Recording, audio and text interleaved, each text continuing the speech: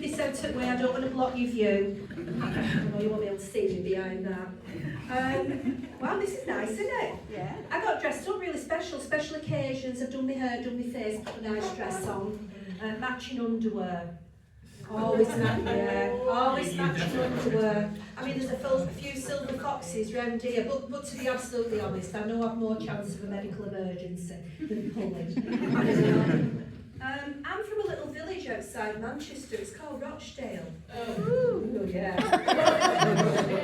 Yeah, but for them that don't know, it's famous for Gracie Fields, Lisa Stansfield, grooming gangs. Yeah.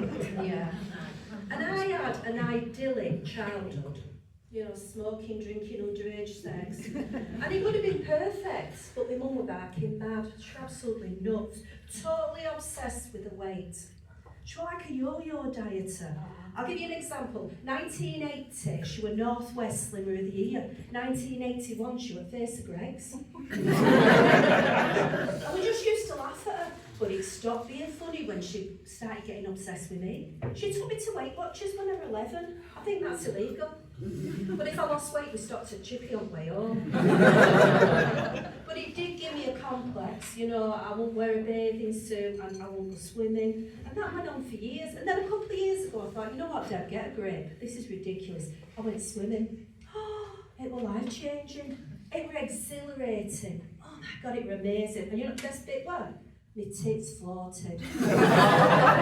Magnificent. Oh.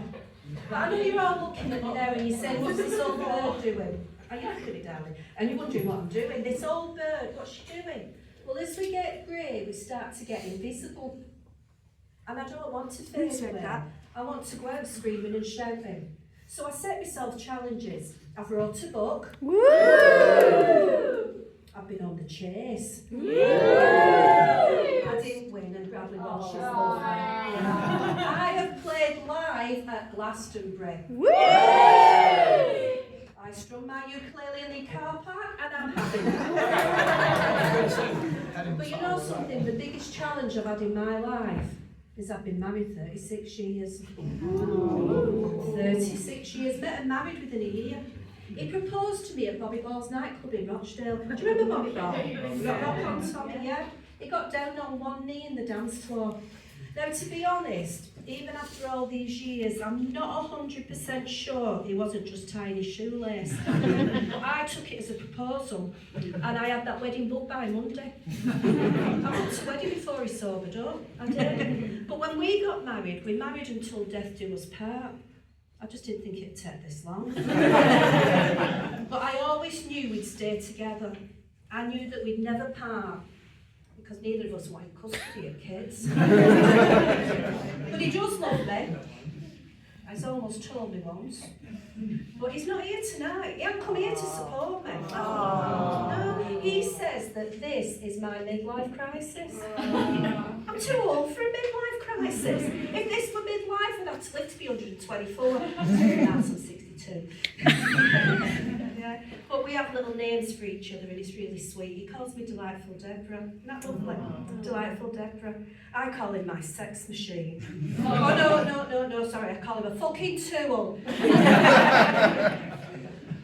But he's changed, you know. He's changed over years. When I met him, he had a narrow waist and a broad mind. That's changed.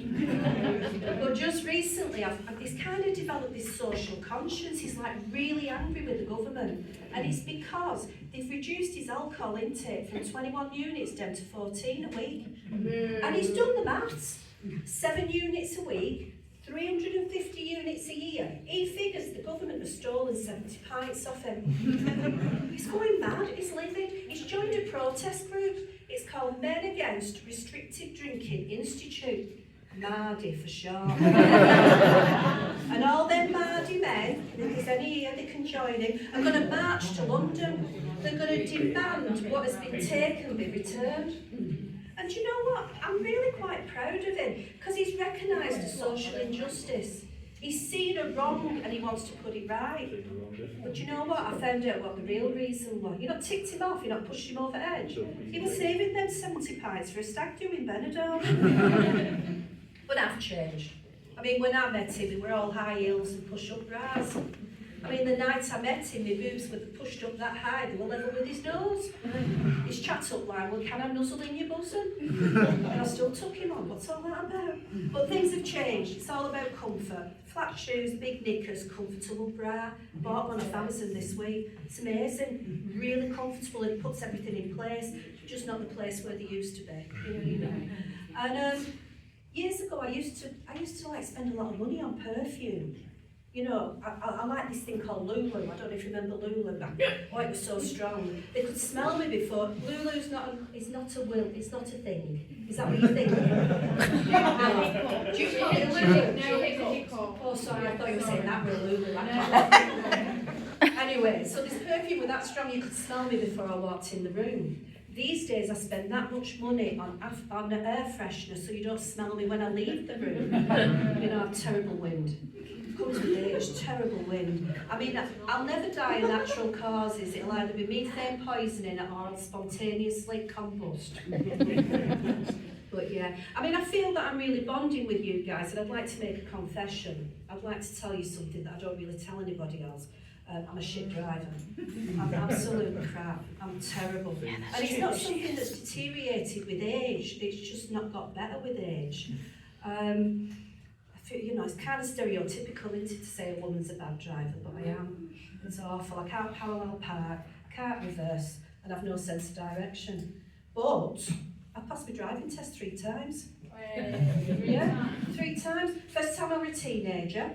Yeah, I wore my nurse's uniform. Now, I don't know if he passed me because he was impressed with my choice of career or he was just a dirty pervert, but it was the 80s, I didn't care.